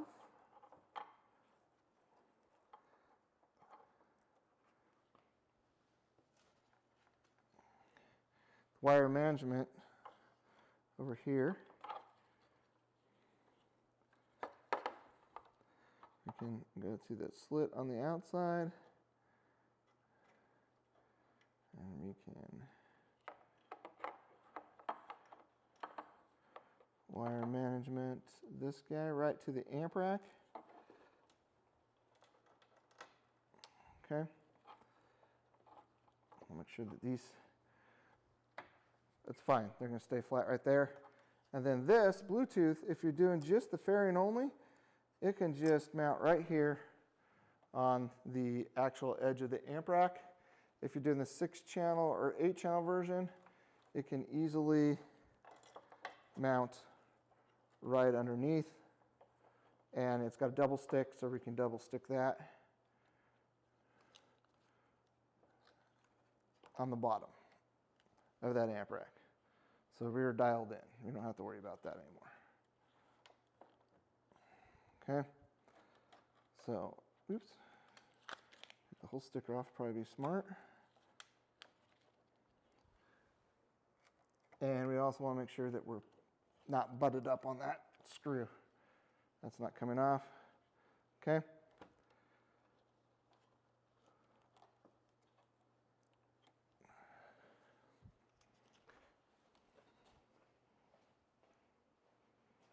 Okay, on this side, we have power ground remote.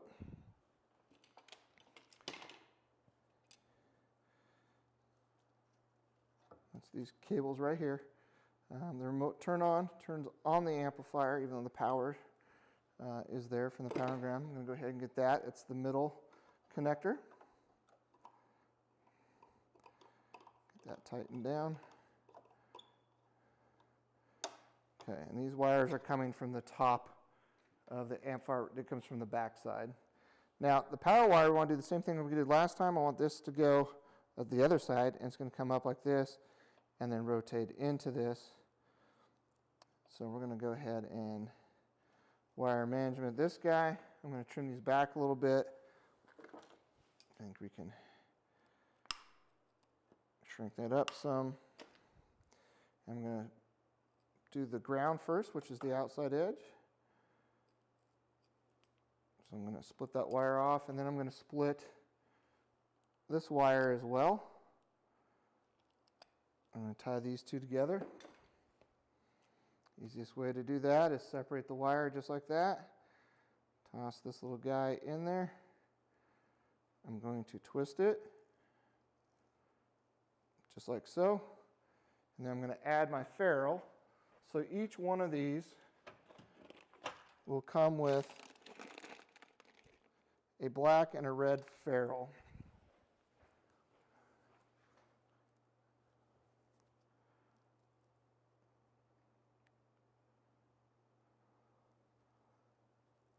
Okay?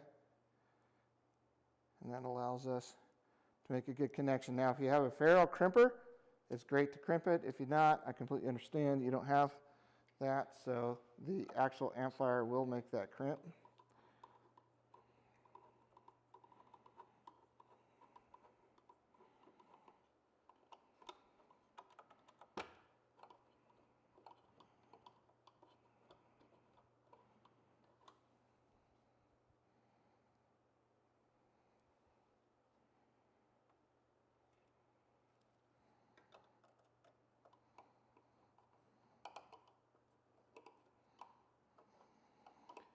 And pro tip of the day, if you need, this is hard to get by itself without stripping it. You can always undo this bolt, slide that amp this way and gives you more clearance. But for demonstration purposes today, I will show you that.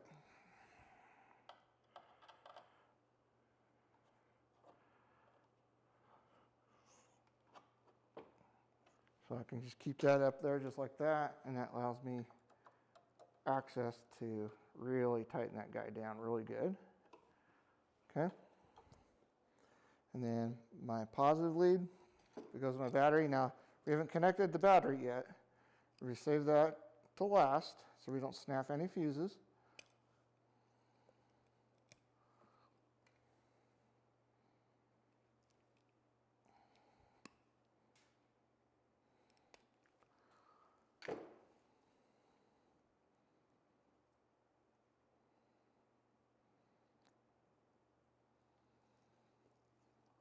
Twist that nice and hard.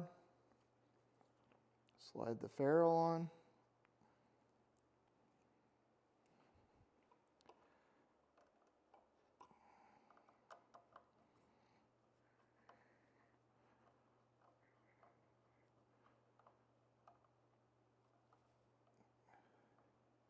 Okay, so the amplifier connections are done. I can slide that back in. I can lock this amp rack down.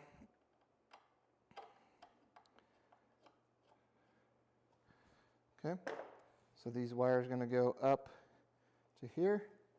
This wire comes along here and goes back up there. So I'm going to wire management this guy right here through the slits. And then I'll come when we're all done and we'll trim all those zip ties. Okay, and then I can get all done. We can add the secondary zip tie there. So I'm kind of keeping this flat up in there so that headlight can slide in all the way around. Okay, we're not worried about this. Cable at the second, so this guy goes down here and this comes over to the side. Okay, now our next harness we're going to get will be our speaker harness. So it is all done. You'll see one side that says brake and one side says cluster. If you're sitting on the bike, clutch is going to be the left side, okay? And that's going to be the side it wants to go on. So fronts are going to be the white and grays. That's going to plug into the front. And the purple and the greens are rear. And this plugs into the amplifier, right? Like that. Okay. And then what I'm going to do is the brake side, obviously, is up over here. So just like we did the power, I'm going to lift up on this piece.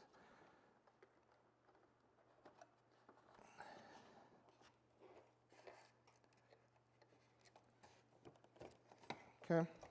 Slide that back behind the amplifier. We'll get to that in a second. This guy's going to go here.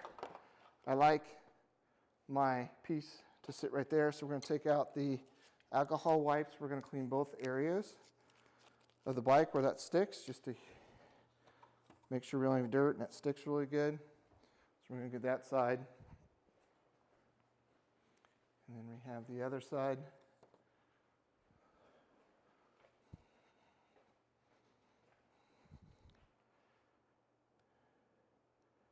Once that's done, just got to peel both of these guys.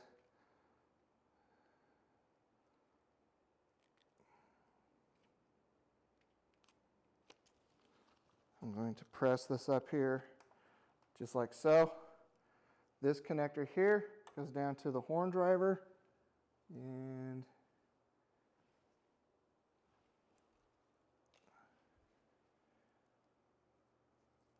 on the horn driver itself, on the tab, you can see a little red slice. That's where the red wire goes for positive, and then the black for negative. And then the trick of the day you're going to need to do is just bend these guys like that just a little bit. And this cable is just going to kind of plop down in there. The secondary cable right here comes off here, goes down, and then plugs into the actual 6-inch driver. Now we'll walk to the other side, and we'll repeat and rinse the same process. Peel that.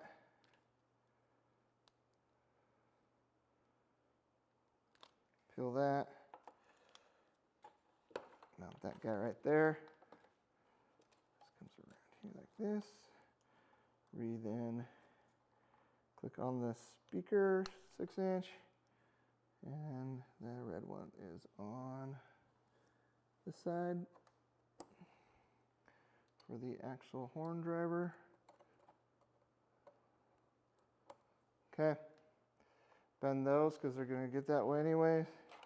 And we are basically ready at this point to add a couple more zip ties, and then we are done with the actual wiring of the bike. We have one more connection to make. We'll get to that in a second. So let's go ahead and trim up this.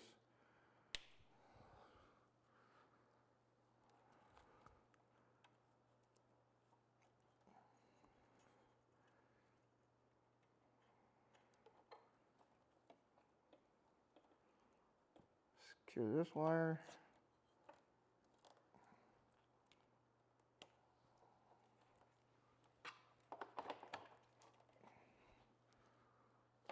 Let's see.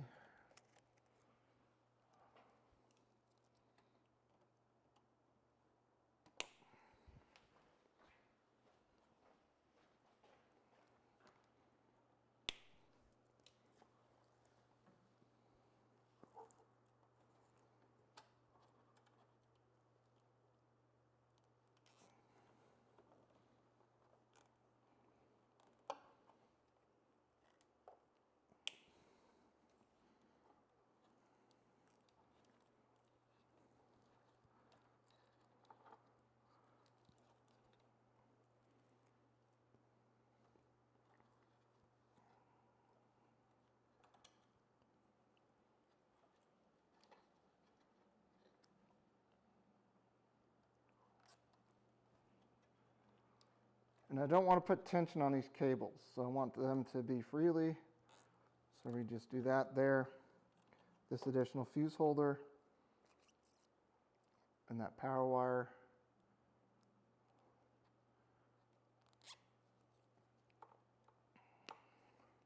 We'll be able to put this up by the amplifier. Right behind it, we'll just tuck it back in there for that fuse holder. This guy tucks back up in there.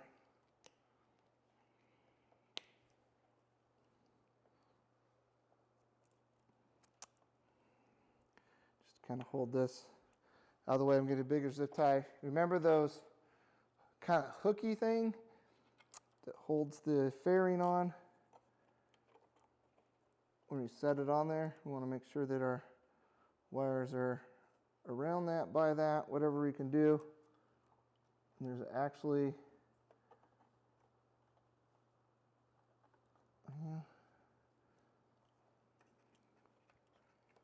I'm going to try to use that.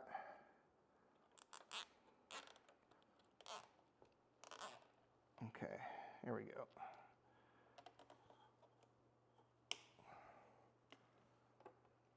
Okay, this is the parking light, or excuse me, the turn signals. So those wires go right there. So the only connection we have to make to the bike besides the battery, and this is the only wire we have to tie in, is we have to get some sort of ignition. It's gonna be off the headlight wire. It should be this blue wire. I'm gonna have my multimeter here. I'm gonna put this to ground, okay? And I'm not seeing any kind of voltage at all. So if I turn on the bike,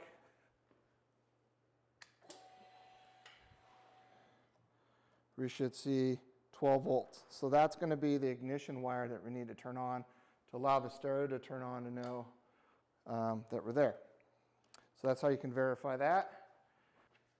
All right, this is the only connection that we need to make. So we've already found out our power source. We've done that with our multimeter.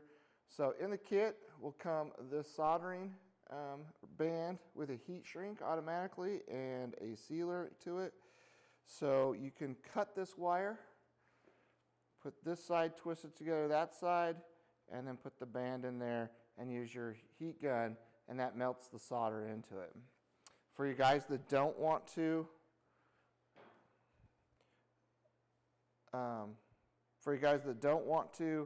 cut your wire, you can military wrap it.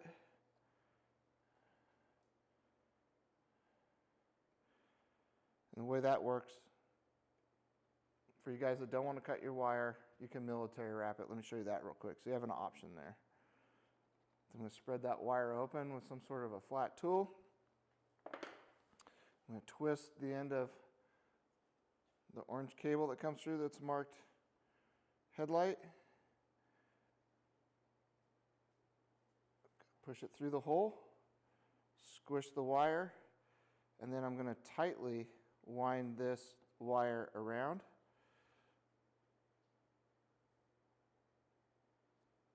Until I got something there. Okay? And then I'm going to take a little bit of electrical tape, and when I wrap it, I'm going to wrap it tight. I'm not going to loosely wrap it, like I'm just going to wrap it tight.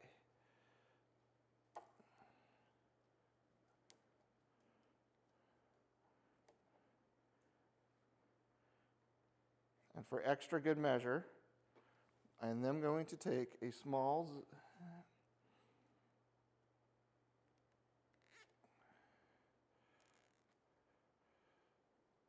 I'm going to pull that super tight, that zip tie right there.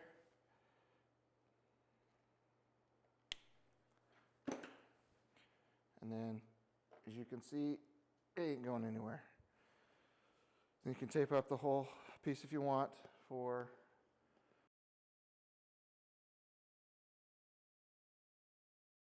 side cover off.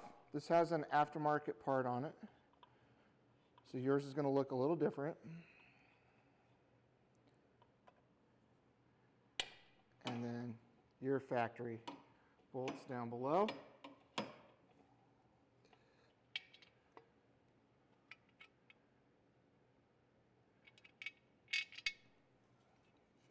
So it's the top one and then the one below right there.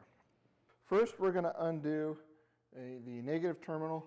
You can come up top with a screwdriver or a 10mm open end ratcheting wrench. We'll use both, but we're just going to go ahead and use our Phillips real quick. Get that guy out of there. I don't want to drop it, so I've got that bolt. From there, I want to pull this plastic cover up and off.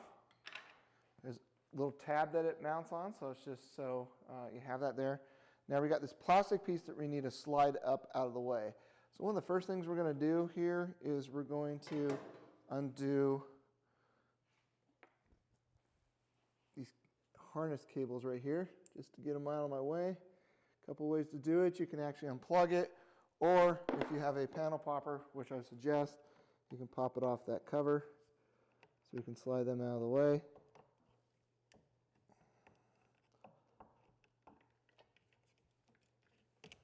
Okay, so that slides up out of the way, and then we got to go ahead and release this cable as well. Now this can slide off. You should be able to pull it forward.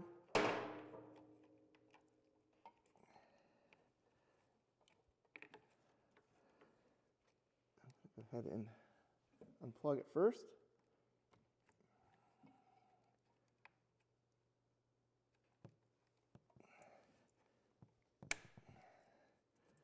Okay, I don't know if you can see where it zigzags the wire through the tie here, so just kind of keep that importance to try to remember how it goes back. Okay. Slide this out of the way so you can see. I want to undo this silver tab here by pulling it forward. Okay, it releases down there. We do have some cables. And now it's so loose. We have two hooks that we got to deal with. We have one back here. It's really hard to see, but when I pull it out, you'll be able to see that. And then the second hook is on this front side. So if you kind of wiggle it, you'll see it pops out. So you have a hook that comes in and clicks up underneath here, and this is sitting just like this. And then you have another back hook that pops through here and clicks. So those are those two hook areas. So once that's slid out, that gives us access to our positive lead. Okay, only attempt this if the ground is disconnected from the battery, which we had to on the other side to get the cover off. Because if this metal of this screwdriver touches metal here, it's going to do a dead short. So you can do a couple things. To make your life easier, you can slide electrical tape on there, or sheathing. Shrink tube works really well, so you can slide on there. So what we want to do is we want to undo this power lead. Okay, we want to undo that. I'm going to grab a set of needle nose pliers because it just makes life easier. And I'm going to disconnect that and hold it up. And now I want to add our power wire connection back onto the battery. Use the new nose to hold to push it back down in there.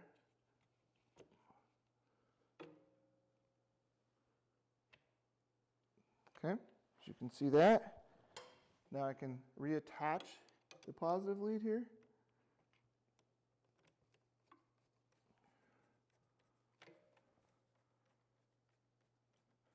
So the needle nose pliers is going to be your trick.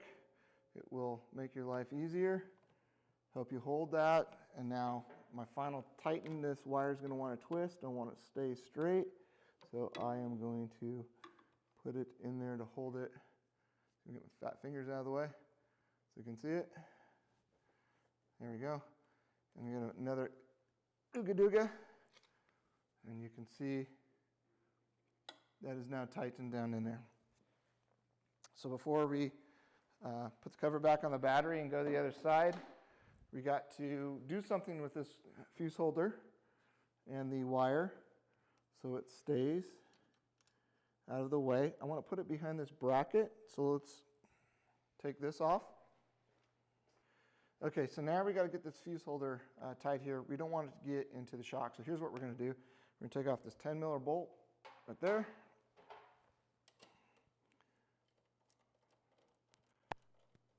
Okay. We're going to lift up on the bracket and we're going to slide this wire underneath it. Once we have that mounted, we want to be able to slide this power wire safely in here. So I'm going to take this 10mm bolt off this bracket.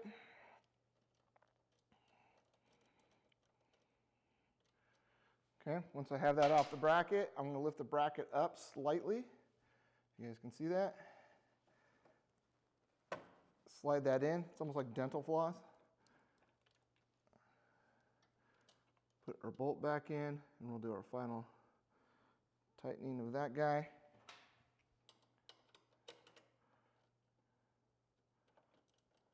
I want to zip tie this cable right up here. I'm not worried about it going like this, is what I'm trying to avoid. So I'm going to pull this back up here.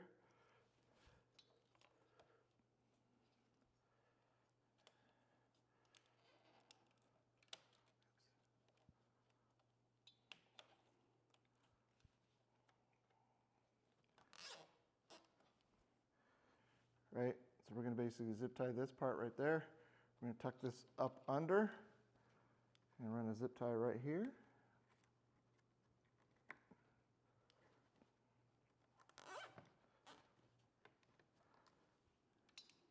Okay, and that's going to keep that away from the shock and getting caught up in there. It can move around a little bit. So all you got to do at this point is cut our zip ties, and the power side of this is now complete.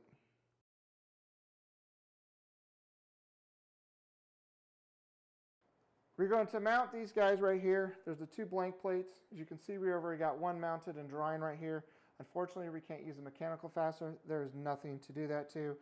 So what we're going to do is we're going to pull these out of the bag, and we're going to peel the brown coating off it. The brown coating keeps it from getting scratched during shipment.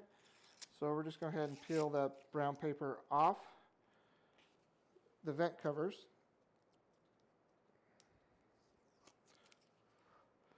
And then we will get this into position. Okay. So once we have the vent cover off, we're going to go ahead and put it on right there. Get rid of this. Okay. Now what I want to do is I want to keep this thing from moving around as we put our silicone on there to mount it with. So I'm going to go ahead and take 2 pieces of tape right here. The key is to make sure that it's flat. There's room to move it around. I want to make sure that it's flat, if that makes sense. I don't want to push up like that. I want to make sure that it stays flat. Now you're going to want to wipe this down first with the wipes that come in the kit, just like we did for the crossovers. We want to make sure that once I've got that down, like I said, I want to try to keep this as flat as possible.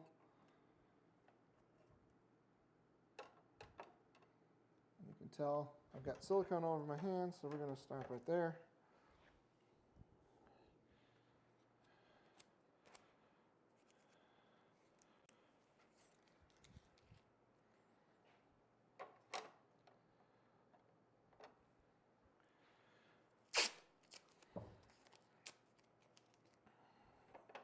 All right, we're going to do this again. We're going to go ahead and peel the brown paper that comes with the piece. That protects it during shipment. This is going to teeter-totter a little bit. I want to keep that as flat as possible. So I'm going to go ahead and tape it there.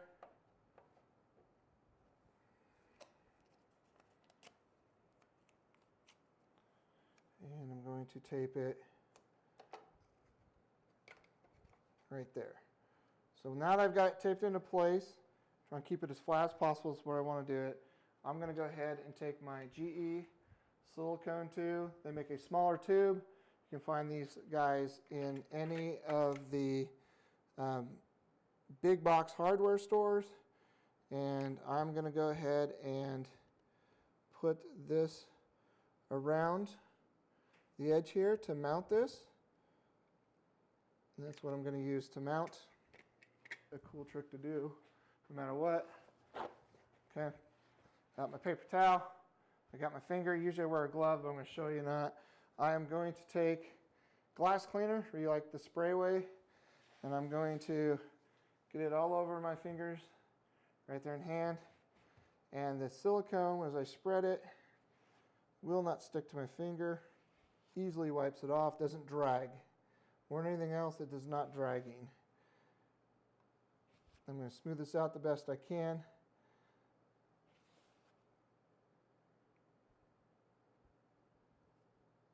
Okay. And then I'm going to let it dry for about 2 hours.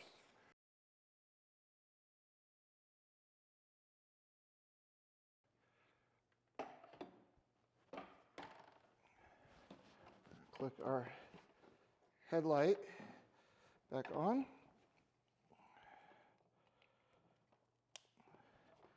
I'm going to double check our cabling there just to make sure. And it should just slide the headlight harness back up in the hole. And it should.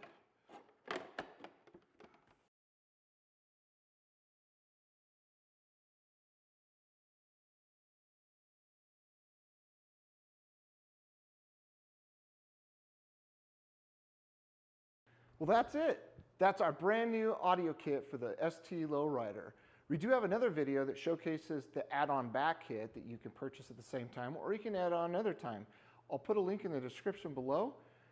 Until the next video, stay safe, stay loud.